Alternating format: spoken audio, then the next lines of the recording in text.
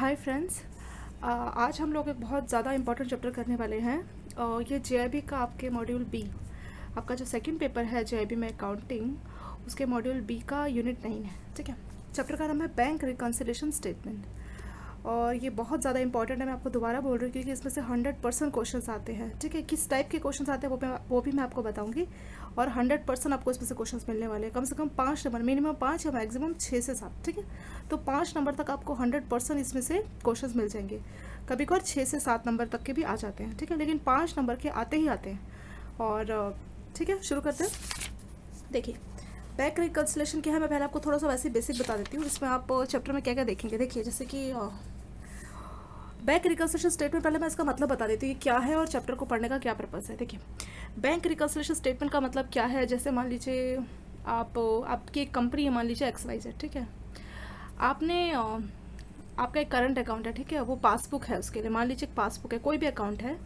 तो पासबुक होता किसका है? पासबुक होता हमारा है, उसमें सारी हमारी एंट्रीज होती है, लेकिन हम नहीं करते। वो एंट्रीज कौन करता है? बैंक करता है। ठीक है, जब भी हम कोई ट्रांजेक्शन करते हैं तो हम क्या करते हैं, हम अपना पासबुक में खुद से तो नहीं लिखते ना। पासबुक में कौन? बैंक ही तो एंटर करके देता है, मतलब बैंक ही अपना प्रिंट करके देता है जो भी हमारा चल रहा है, डेबिट क्रेडिट जो भी हो रहा है। लेकिन अगर हमें अपने बारे में खुद जानना है, ठीक है, जैसे कहते हैं ना, दोबारा से मैच करना है। ठीक है, अगर हमें अच्छे से कंफर्म करना है कि क्या सब ठीक ठाक है, कहीं बैंक कुछ घोटाला तो नहीं कर रहा है। ऐसा कभी होता नहीं है, पर ये काफ़ी पहले टाइम से चला आ रहा है। जब लोगों को इतना विश्वास नहीं होता था तो वो खुद का भी अपने पर्सनल कॉपी रख लेते थे अपने रिकॉर्ड के लिए कि हाँ, इतना अमाउंट डेबिट, इतना क्रेडिट, तो ऐसा होना चाहिए। और खुद के लिए भी, सिक्योरिटी के लिए कि हाँ, मैं इतना कैश बचा है, ये है, इतना हमने यहाँ खर्चा किया। ठीक है, तो होता क्या है कि वो अपनी एक अलग से कैश बुक बना लेते हैं। ठीक है, कैश बुक हम ऑलरेडी पढ़ चुके हैं इससे पहले वाले चैप्टर में। तो कैश बुक का मतलब क्या है? उसने अपनी सारी कैश से रिलेटेड ट्रांजेक्शन कर रखी होगी। पासबुक क्या है? वो है हमारी, लेकिन बैंक हमारे बिहाफ पे काम करेगा। ठीक है, तो कैश बुक हमारी खुद की है, वो बहुत इनफॉर्मल टाइप है, मतलब उसमें हमने अपना कुछ ट्रांजेक्शन लिखा हुआ है। ठीक है, फॉर्मल नहीं है। जो बैंक है बिल्कुल फॉर्मल प्रिंट करके दे रहा है। तो रिकन्सिलेशन का मतलब कभी कभार ऐसा भी तो हो सकता है ना कि दोनों का जो बैलेंस है वो मिसमैच हो। मतलब पासबुक में क्या पता आपका ज़्यादा बैलेंस शो कर रहा है, वो कुछ भी हो सकता है, क्रेडिट डेबिट बैलेंस जैसा भी है, और कैश बुक में कुछ और शो कर रहा। ठीक है, तो रिकन्सिलेशन का मतलब उनको मैच करना, जानना कि कैसे वो चीज़ें, उनमें जो डिफरेंस आ रहा है वो क्यों आ रहा है। ठीक है, पासबुक और कैश बुक बैलेंस बराबर होना चाहिए था, क्योंकि कैश बुक आप खुद मेंटेन कर रहे हैं और पासबुक आप बैंक आपके लिए मेंटेन कर रहा है। ठीक है, वो बैलेंस पे क्यों, मतलब मिसमैच कैसे हो गया? वो जो फिगर्स है, जैसे मान लीजिए वहाँ पे 100 क्रेडिट बैलेंस आ रहा है आपके कैश बुक में, पासबुक में 200 क्रेडिट बैलेंस आ रहा है, ये 100 का मिसमैच किस लिए? तो वही सब हम इस चैप्टर में देखने वाले हैं। ठीक है, तो शुरू करते हैं। जो मैंने आपको बताया वही सब हम देखने वाले हैं, तो पूरा डिटेल से देखते हैं। देखिए, इसमें ज़्यादा थ्योरी का आपसे नहीं पूछा जाएगा। ठीक है, बस बेसिक पता होना चाहिए होता क्या है। तो there is performance for payment और रिसिप्ट और चेक रदर देन कैश। तो ये लाइन देख लीजिए थोड़ा सा। आजकल क्या होता है, पेमेंट जो होती है कैश के थ्रू ना होकर चेक से ज़्यादा होता है। ठीक है, सो एवरी फर्म्स ओपन से ऑपरेटिंग अकाउंट विद सम और other banks, the balance in this operator withdrawal. ठीक है, तो होता क्या है, आजकल कैश से नहीं हो रहा, बहुत सी चीज़ चेक से भी हो रही है। ठीक है, तो इसके बाद उसका रीज़न क्या हो सकता है? जैसा भी मैंने बोला कि दोनों के बैलेंस में चेंज आ सकता है। इसका रीज़न ये हो सकता है, मान लीजिए आपने किसी को चेक इशू कर दिया। ठीक है, आपने अपने सप्लायर को चेक इशू कर दिया, मान लीजिए 10,000 का। ठीक है, तो आपने अपने कैश बुक में लिखा कि डेबिट। ठीक है, आपने अपने कैश बुक में पैसा डेबिट कर दिया, पैसा चला जाएगा, आपने इशू कर दिया। तो आप मान के ये चलते हैं कि हाँ, ये पैसा सप्लायर ले लेगा, क्योंकि ऐसा तो है नहीं वो पैसा नहीं लेगा, पैसा तो लेगा ही, है ना। हम मान के यही चलते हैं कि अगर हमने चेक इशू किया, वो कब जाएगा बैंक, ठीक है, कब अपना चेक पहले बैंक पे वो डिपॉजिट करेगा, फिर कब उसको पैसा ट्रांसफ़र होगा। ठीक है, वो बात की बात है। लेकिन जैसे ही हमने अपना चेक काट के दिया, इशू किया हमने अपने सप्लायर को या किसी को भी, ठीक है, तो वैसे ही हम अपने कैश बुक कौन मेंटेन कर रहा है? हम मेंटेन कर रहे हैं। ठीक है, हम अपने लिए मेंटेन कर रहे हैं, और पासबुक भी हमारा ये, लेकिन बैंक मेंटेन कर रहा है। ठीक है, तो मैं रीज़न बता रही हूँ कि दोनों में, जो मैंने बोला ना कि दोनों के कई बार जो बैलेंस है वो मिसमैच हो जाता है, तो उसका मैं रीज़न बता रही हूँ कि क्या ऐसे कारण हैं जिस वजह से आपका कैश बुक और पासबुक का बैलेंस मैच नहीं कर रहा। ठीक है, मिसमैच हुआ, तो मैं आपको उसके रीजंस बता रही हूँ। क्या रीजंस हो सकते हैं? पहला रीज़न ये भी हो सकता है कि आपने अपने सप्लायर को 10,000 का चेक दिया, पर सप्लायर कहीं बिजी था। ठीक है, तो उसने क्या किया, और मैंने क्या बोला, जैसे ही हम चेक इशू करते हैं, ठीक है, तो हमारे पास इतना फ्री टाइम थोड़ी हम पूछेंगे कि क्या आपने, मतलब हम उसके पीछे थोड़ी पड़ेंगे सप्लायर के कि क्या आपने बैंक में जमा किया पैसा, क्या आपको पैसा मिल गया। तो अगर हमने पैसा दिया तो नॉर्मल सी बात है, मतलब चेक काट के दिया तो नॉर्मल सी बात है, जो कस्टमर है, जो हमारा जो सप्लायर है, वो आज या कल में डिपॉजिट कर ही देगा चेक। हम तो वही सोचेंगे ना। तो हम क्या करते हैं, हम अपना कैश बुक में लिख देते हैं -10,000 कि 10,000 गया, ठीक है। भले ही हमने चेक काट के दिया, हमने उसको कैश नहीं दिया, पर हमें पता है कि 10,000 जाने वाले हैं, भले ही आज नहीं तो कल जाएगा, लेकिन 10,000 गया, ठीक है। तो हमने -10,000 कर दिया। अब सप्लायर कहीं बिजी था, ठीक है, उसको टाइम नहीं मिल पाया, तो उसने क्या किया, वो 15 दिन से वो चेक अपने पास ही रखा है, ठीक है, बैंक में डिपॉजिट ही नहीं किया। और उसी के दौरान बीच में मान लीजिए अब 10 तारीख को, ये 1 तारीख की बात थी, ठीक है, 1 तारीख को आपने चेक काट के दिया, वो 15 दिन तक इतना बिजी रहा, उसको टाइम ही नहीं मिला जाने का, ठीक है। तो वो 15 तारीख तक, उसने 15 के बाद वो फिर बैंक में डिपॉजिट कराया, ठीक है। अब 10 तारीख को आप अपना मतलब मैच करा रहे हैं, ठीक है। 10 तारीख को आप अपना पासबुक लाए, प्रिंट करके आपने देखा कि अरे ये पासबुक और कैश बुक वाले से मैच नहीं कर रहा, ठीक है। फिर आपको क्या पता लगा कि हाँ, इस पासबुक वाले में तो एंट्री नहीं है, किसकी, वो 10,000 वाले की एंट्री नहीं है। क्यों नहीं है, क्योंकि वो बिजी इतना था, वो आएगा 5 दिन बाद उसने किया है, तो 10 तारीख को उसने कुछ भी नहीं किया, ठीक है। 5 दिन बाद वो करने वाला, अपना चेक डिपॉजिट करेगा, तब शायद वो फ्री होगा, तो इसीलिए वो मिसमैच हो गया। ऐसे छोटे छोटे बहुत से रीजंस और भी होते हैं। जैसे मान लीजिए जो बैंक है, कई बार बैंक क्या करता है कि आपको ऊपर कोई पेनल्टी लग गई, ठीक है, आपका जो कोई मान लीजिए कुछ आपकी किसी टाइप की पेनल्टी, जैसे मान लीजिए आपका हर महीने का SI स्टैंडिंग इंस्ट्रक्शन जाता था, तो आपके उसमें सफिशिएंट बैलेंस नहीं था, ठीक है, कुछ भी ऐसा रीज़न है, आपके अकाउंट में सफिशिएंट बैलेंस नहीं था, मान लीजिए इंटरेस्ट रेट बढ़ गया, और इंटरेस्ट रेट बढ़ने की वजह से क्या हुआ कि आपका EMI अमाउंट भी बढ़ गया, मान लीजिए जस्ट, ठीक है। तो सफिशिएंट बैलेंस नहीं था, तो पेनल्टी काटी बैंक ने। फिर आपका जो बैंक जो है पेनल्टी का आपके अकाउंट से लेगा, बैंक की एंट्री तो उसी टाइम हो जाएगी, पर आपको नहीं पता ना ऐसी पेनल्टी कटी है, तो उस टाइम पे क्या होगा, जो बैंक बैलेंस होगा वो कम होगा। क्यों, क्योंकि मान लीजिए उसने 500 रुपये का आपसे पेनल्टी काट लिया, पर आपको पता नहीं, तो आप अपने कैश बुक पे तो कुछ नहीं आपने एंटर किया उस बारे में, वो आपको भविष्य में पता लगेगा। उस दौरान बीच में कभी आपने रिकंसल्ट किया, दोनों को मैच किया, तो उस टाइम पे आपको रॉन्ग डेटा दिखाएगा, ठीक है। फिर आपको पता लगेगा देखने में कि हाँ, ये अपना जब आप स्टेटमेंट देखेंगे तब देखेंगे कि हाँ, ये 500 रुपये कटा था, ठीक है। और क्या रीजंस हो सकते हैं दोनों का मिसमैच होने का, इसके और रीजंस ये भी हो सकते हैं, जैसे मान लीजिए बैंक, जैसे कि चलिए वो सब अभी हम देखने वाले हैं, वहीं से बताता हूँ कि बुक में, ठीक है। अभी मेरे को ज़्यादा रीजंस याद नहीं क्या क्या हो सकते हैं, ठीक है। तो बस वही बोला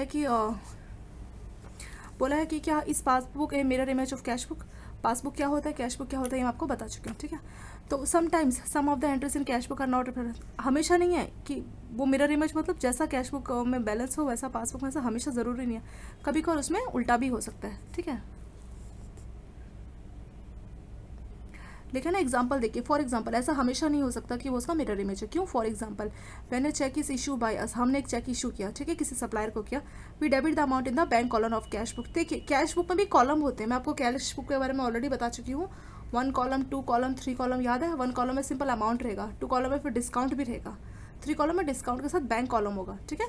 तो जो कैश बुक का बैंक कॉलम है वो वहीं पे अपने यूज़ के लिए आप अपना एंट्री वहाँ कर रहे हैं, ठीक है। तो वही बोला है कि आपने चेक तो इशू कर दिया, we debit the amount, debit मतलब हमने उस अमाउंट को काट लिया, क्योंकि जब हमने चेक इशू किया था उसका मतलब क्या है, हम किसी को चेक दे रहे हैं तो वो उससे पैसा निकाल लेगा, ठीक है। तो हमने debit the amount in bank column of cash book immediately, तो हमने उसी टाइम जाके क्या किया, अब हमें याद थोड़ी देगा, इतने लोगों को हम चेक काट रहे, इतना बड़ा बिजनेस है मान लीजिए किसी का, तो ऐसे याद नहीं है मान लीजिए, तो उसने उसी टाइम जाके, अब भविष्य में कब है तो इसको याद ना रहे, तो उसने इमीडिएटली अपना नेगेटिव कर दिया, ठीक है, डेबिट कर दिया।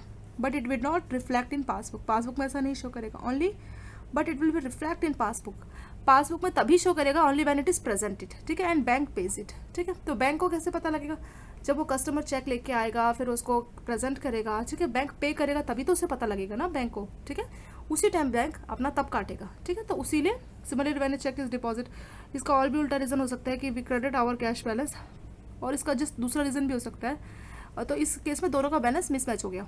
एक और रीज़न भी है, मैंने चेक इज डिपॉजिट, मान लीजिए आपने बैंक में चेक डिपॉजिट किया, ठीक है, और हमने क्या किया, हमने मान लिया we credit our cheque cash book, ठीक है। हुआ क्या, हमने क्या किया, अब बैंक में चेक डिपॉजिट करके आए, घर आके हमने अपनी कैश बुक खोली और वहाँ पे जो बैंक कॉलम था हमने वहाँ लिख दिया प्लस, मान लीजिए 10,000 का चेक था, 10,000, but bank will make the entry, क्या बैंक को उसी टाइम पैसा मिल जाता है, नहीं, जब उसका क्लियरिंग होगा उसके बाद ही तो बैंक को अमाउंट ट्रांसफर होगा, उसके बाद ही तो बैंक अपनी पासबुक में एंट्री करेगा, ठीक है। तो इस वजह से भी मिसमैच हो गया दोनों के बीच में।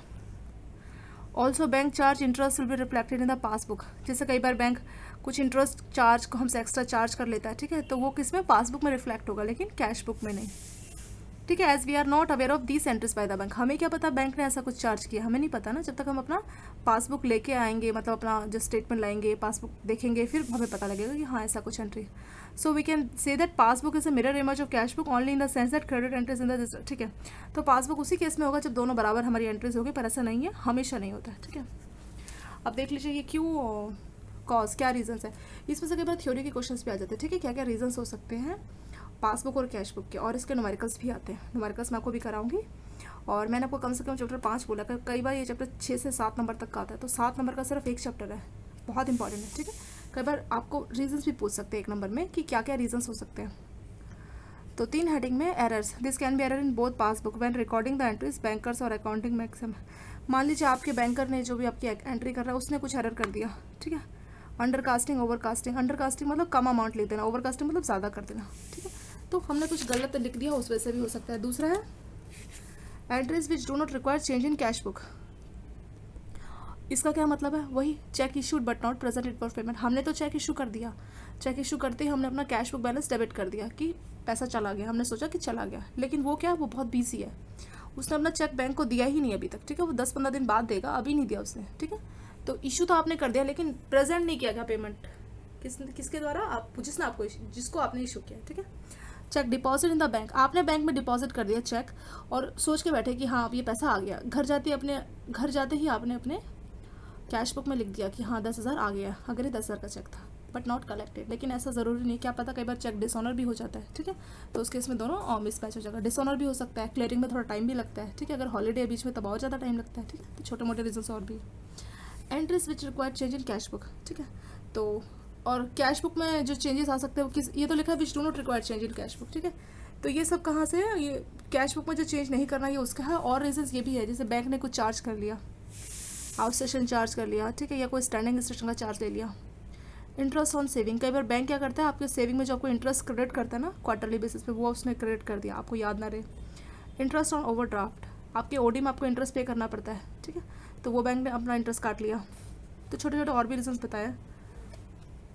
Amount pay to the bank is standing instruction, bank आपने कुछ ऐसा ही दिया था अपना EMI का, किसी भी चीज़ का आपने ऐसा ही दिया था, वो ऐसा आपका कट गया, ठीक है, आपको याद ना रहो। Amount collected by the bank, ठीक है, दोनों तरह से हो सकता है, या तो बैंक ने स्टैंडिंग में आपका अमाउंट कलेक्ट भी किया है या पे भी किया है, ठीक है, दोनों रीजंस हो सकते हैं। और क्या हो सकता है, direct payment in the bank traders, trader जो हमारे कस्टमर है कई बार वो डायरेक्ट हमारे खाते में भी पैसा ट्रांसफर करते हैं, तो उस केस में हमारा पासबुक है ना ज़्यादा होगा, ठीक है। डिसऑनर ऑफ चेक, आप तो सोच के बैठे हैं घर आते ही चेक आपने डिपॉजिट किया, घर आते ही आप अपना जो अपना कैश बुक है उस पर आपने प्लस 10,000 अगर 10,000 का चेक है, पर ऐसा ज़रूरी नहीं है, वो चेक डिसऑनर भी हो सकता है, ठीक है। तो ये सारे रीजंस हैं जिसकी वजह से आपके पासबुक और कैश बुक में डेटा मिसमैच हो सकता है, ठीक है, उसका जो वैल्यू वो डिफरेंट आ सकता है। अब रिकंसिलेशन स्टेटमेंट कैसे प्रिपेयर करते हैं, ठीक है, ये बहुत इंपॉर्टेंट है समझना। और इसमें न्यूमेरिकल आएंगे, देखिए न्यूमेरिकल कैसे आते हैं, मैं आपको वैसे ही बता देती थोड़ा सा। इसमें ऐसे आएंगे जैसे आपको कैश बुक बैलेंस गिवन होगा, ठीक है, या पासबुक बैलेंस भी गिवन हो सकता है, कुछ भी हो सकता है, ठीक है। तो जैसे मान लीजिए cash book balance is equal to 100, just example बता रही किस तरह के क्वेश्चन आते हैं, वो उस तरह का हम एग्जाम्पल अभी करेंगे थोड़ी देर में, ठीक है। तो ऐसा होगा जैसे मान लीजिए कैश बुक बैलेंस 100, तो उसके बाद 3-4 लाइनें होगी, मतलब 3-4 केसेस होंगे, जैसे cheque for 10,000 was issued but not deposit, ठीक है, bank charge standing instruction, bank paid saving deposit interest, और बैंक चार्ज पेनल्टी, ऐसे करके 4-5 लाइनें होगी, ठीक है, बैंक चार्ज इंश्योरेंस प्रीमियम, ठीक है। तो ये 4-5 लाइनें होगी, ठीक है। उसके हिसाब से फिर आपको बोलेंगे कि bank balance as per cash book is this, find the balance as per passbook, ठीक है। उस तरह का एग्जाम्पल मुझे बुक में दिखा नहीं, बुक में एग्जाम्पल्स बहुत सारे दिए हैं, और ये देखिए एग्जाम्पल्स कहाँ, CA फाउंडेशन यहाँ मॉड्यूल A से दिए। तो इस तरह के क्वेश्चंस जो आपको बुक में दिए, इस तरह के क्वेश्चंस मुझे नहीं दिखा ऐसा क्वेश्चन जैसा आपसे पूछा जाता है आजकल, ठीक है। तो वो क्वेश्चन मैंने आपके लिए अलग से ढूंढ के कहीं से, क्योंकि मुझे पता है किस तरह का क्वेश्चन आया था, ठीक है, आता है। तो इस टाइप का क्वेश्चन आता है, जो मैं आपको बता रही हूँ ना वो इस टाइप का क्वेश्चन है, इसको मैं आपको पहले बता देती हूँ, और उसके बाद एक क्वेश्चन मैं आपको बुक से भी करा दूँगी। यहाँ पे एग्जाम्पल 2 मुझे ठीक लगा, ठीक है। ये 2 मैं आपको थोड़ा सा बता दूँगी, और इससे आपको आइडिया लग जाएगा कि कैसे कैश बुक और पासबुक को बैलेंस को आपको मैच करना है, ठीक है। तो देखिए स्टार्ट करते हैं।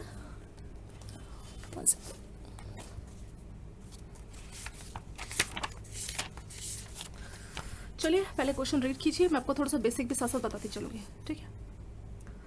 क्वेश्चन इस टाइप का ही होगा आपका, और इस टाइप का क्वेश्चन जब भी आएगा तो 2 नंबर का आएगा, ठीक है। न्यूमेरिकल 2 नंबर के 2 क्वेश्चन पूछ सकते हैं आपसे। और ठीक है, देखिए क्या क्वेश्चन है। क्वेश्चन है debit balance of cash book is 5877, ठीक है। आपका डेबिट बैलेंस दिया है कैश बुक का 5877, cheque rupees this were issued. तो इसके बाद अब आपको केसेस क्या दिया कि cheque rupees 3000 were issued but out of that cheque only 987 have been presented, ठीक है। आपने 3000 का चेक इशू किया, लेकिन उसमें से सिर्फ 987 रुपीज़ का चेक ही प्रेजेंट किया। किसने? जिसको आपने इशू किया था, ठीक है। वो आपके सप्लायर भी हो सकते हैं, कोई भी हो सकता है।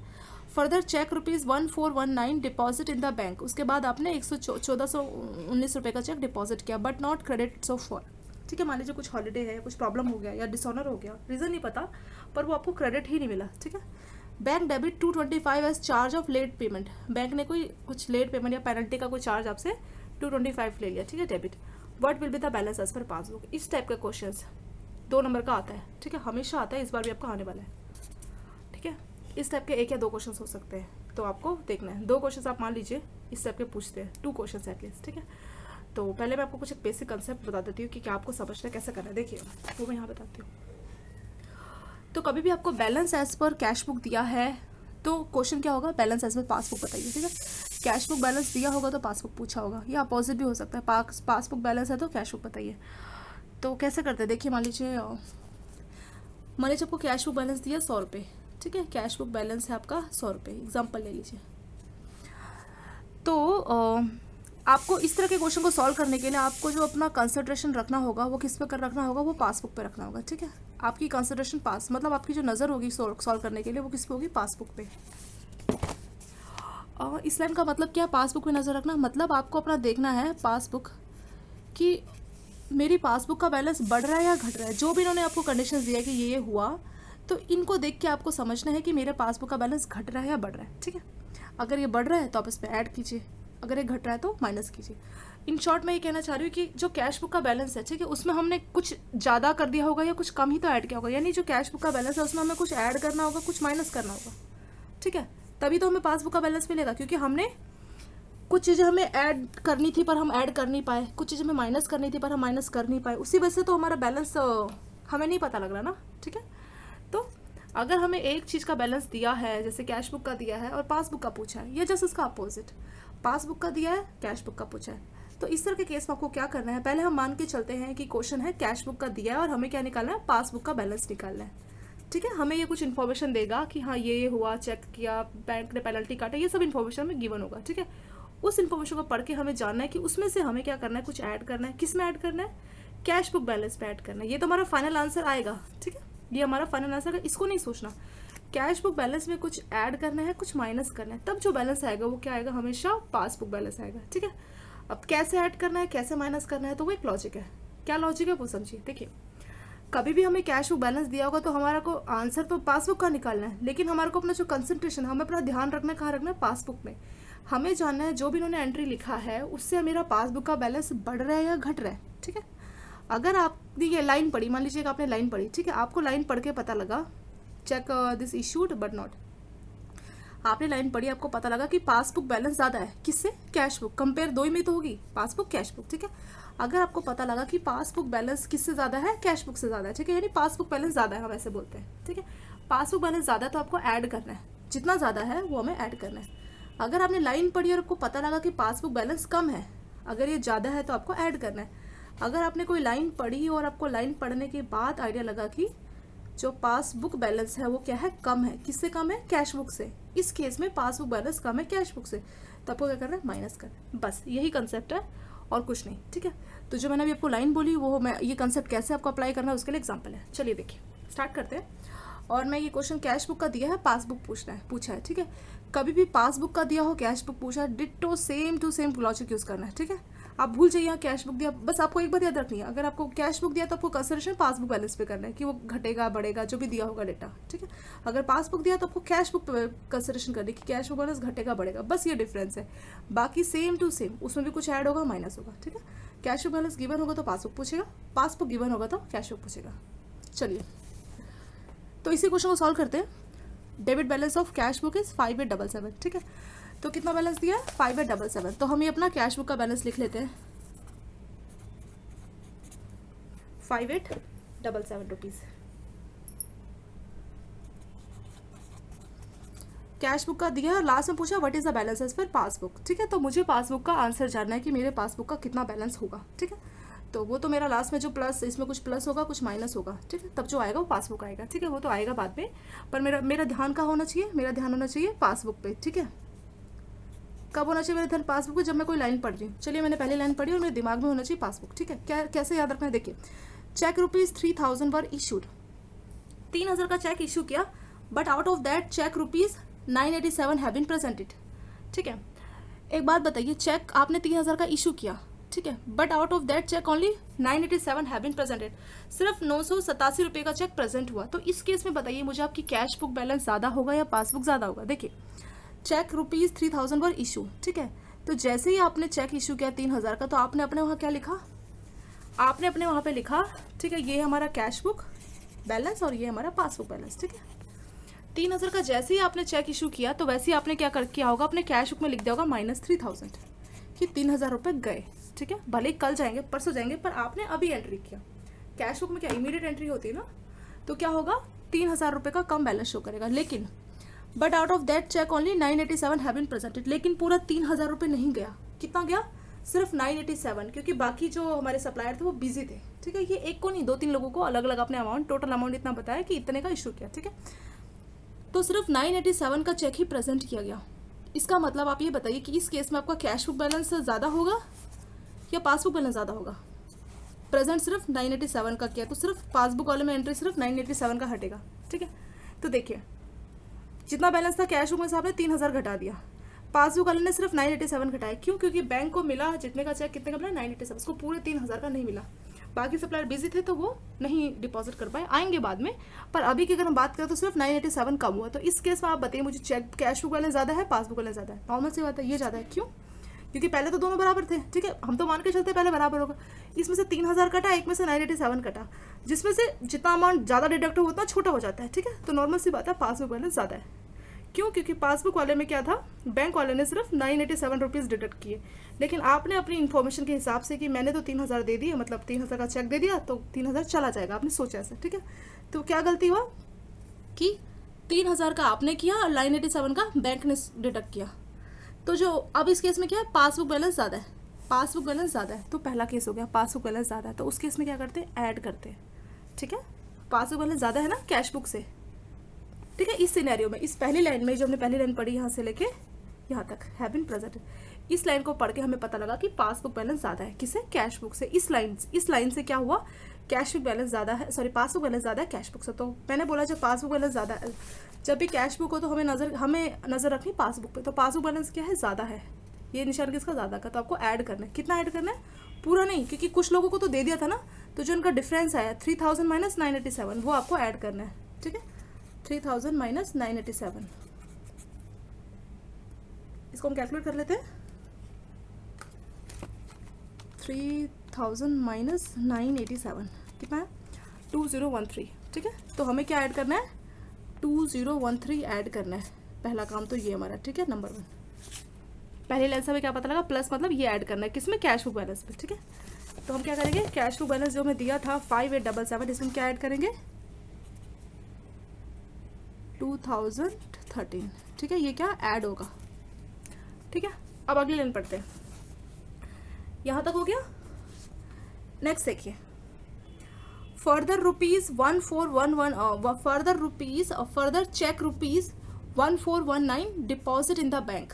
ठीक है, अब उसके बाद क्या किया, अब अगला क्या, ये यहाँ से यहाँ तक पहली लाइन थी। ठीक है, पहला काम हुआ। उसके बाद क्या हुआ, अगली की ट्रांसफर क्या हुई, फर्दर चेक रुपीज़ 1419 1419 रुपये का cheque deposit in the bank but not credited so far. ठीक है, तो ये सेकंड पॉइंट यहाँ खत्म हो गया कि 1419 का चेक तो आपने बैंक में डिपॉजिट कर दिया, लेकिन क्रेडिट नहीं हुआ।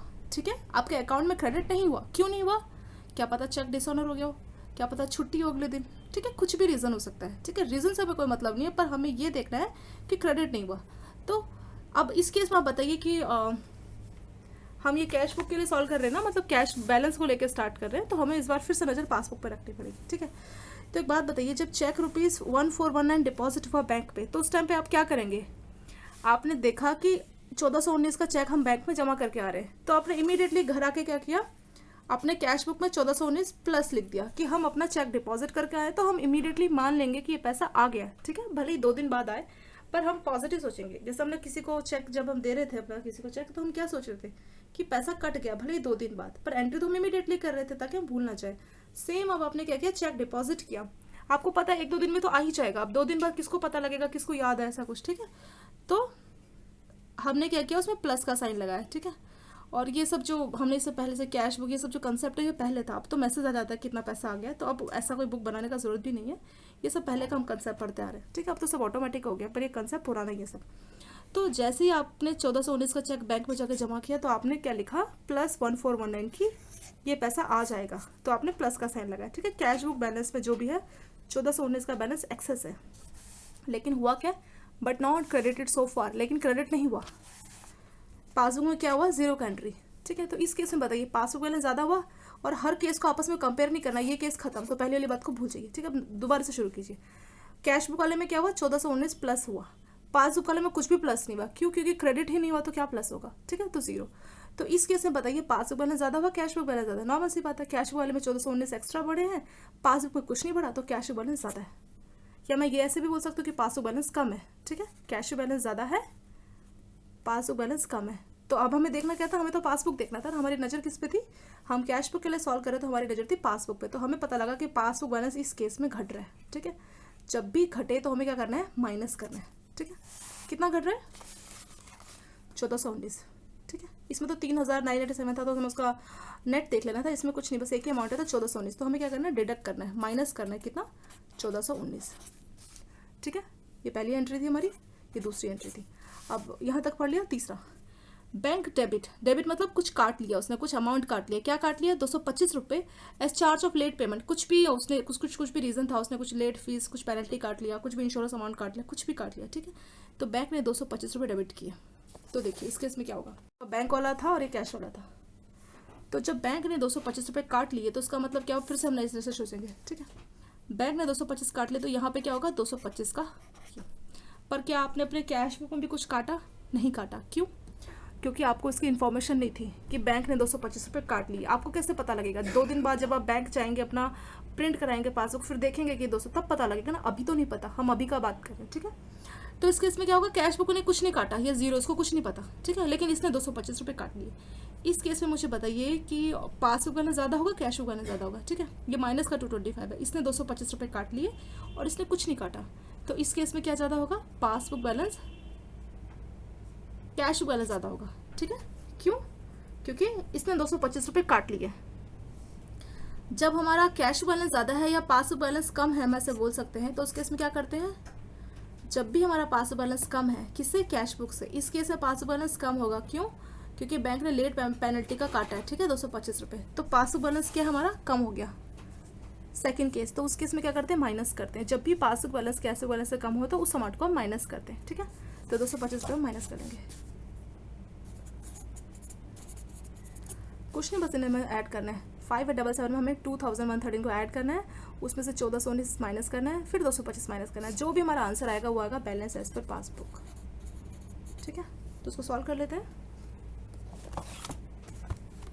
5877 प्लस 2013 7890, इन दोनों को अगर आप ऐड करेंगे तो आएगा 7890, ठीक है, 7890। इन दोनों को कर लेते हैं, 1419 प्लस 225, ठीक है, 1644, ये दोनों माइनस के ना, तो माइनस का 1644 आया, ये प्लस का 7890 आया, ठीक है। तो 7890 में से मैं क्या माइनस करती हूँ, 1644, कितना आया, 6246, ठीक है। तो ये क्या है मेरा बैलेंस एज पर पासबुक, ठीक है, पासबुक का बैलेंस। बस इसी टाइप के आपके क्वेश्चंस पूछे जाएंगे और यही मेन कंसेप्ट है, ठीक है। और इसके ऊपर आप क्वेश्चंस ट्राई कीजिए, ठीक है। और एक दो चीज़ और बता देती हूँ, कई बार होता है कि आपको दिया होगा कि ओवरड्राफ्ट, ठीक है, ओवरड्राफ्ट अमाउंट, तो ओवरड्राफ्ट में आपको क्या करना है, जो भी दिया होगा, जैसे मान लीजिए ओवरड्राफ्ट कैश बैलेंसेस 5877, तो ओवरड्राफ्ट के केस में आपको माइनस लगाना है, ठीक है। जैसे हमने प्लस वैल्यू लिया ना, ओवरड्राफ्ट आपको दिखे तो माइनस लगाना है, ठीक है। और कई बार आपको अनफेवरेबल बैलेंस लिखा होगा कि unfavourable balance as per cash book, कभी भी आपको अनफेवरेबल बैलेंस दिखे तो उस केस में आपको क्या करना है, माइनस करना है, ठीक है। तो अनफेवरेबल के केस में हमें माइनस करना है और ओवरड्राफ्ट के केस में हमें माइनस करना है। ये दो मैं लिख देती हूँ, ओवरड्राफ्ट या अनफेवरेबल। ठीक है, अनफेवरेबल आपको ये दो वर्ड दिखते हैं तो आपको जो भी बैलेंस दिया है, चाहे cash book balance, passbook balance, तो वो क्या करना है, आपको माइनस लगाना उसके आगे साइन। ठीक है, और अनफेवरेबल का अगर आपको फेवरेबल लिखा है तो प्लस साइन लगाना है। ठीक है, नाम से पता लग रहा है, कोई चीज़ अगर आपके लिए फेवरेबल है तो प्लस लगाते हैं ना, प्लस पॉजिटिव है, अनफेवरेबल माइनस है, ओवरड्राफ्ट भी माइनस है। ठीक है, तो बस यही मेन चीज़ था। और इसके साथ मैं पार्ट 1 का एंड करती हूँ। पार्ट 2 में मैं आपको एग्जाम्पल 2 बता दूँगी। ठीक है, एग्जाम्पल 2 में ओवरड्राफ्ट का है, सिंपल वाला हम देख चुके हैं। ठीक है, तो एक ओवरड्राफ्ट वाला आपको नेगेटिव वाला कैसे करते हैं वो बता दूँगी आपको। ठीक है, चलिए आप इस वीडियो को तब तक प्रैक्टिस, इस वीडियो को देखिए अच्छे से, और इस टाइप का क्वेश्चन जो मैंने आपको बताया इसको प्रैक्टिस कीजिए। और बहुत आसान है ये चैप्टर। ठीक है, इतना मुश्किल नहीं है, बहुत आसानी से आप अपने मार्क्स ले सकते हैं। ये चैप्टर आपकी बहुत अच्छी हेल्प करेगा और 100% इस टाइप के क्वेश्चन आते हैं, 101% आते ही आते हैं। ठीक है, तो इस पर बिल्कुल जरा सा भी डाउट मत कीजिए कि ऐसा क्वेश्चन नहीं आएगा। समझिए, कंसेप्ट मैं आपको ऑलरेडी बता चुकी हूँ। ठीक है, और thank you very much for watching this video. अगर वीडियो अच्छा लगे तो अपने दोस्तों के साथ शेयर जरूर कीजिए। Thank you.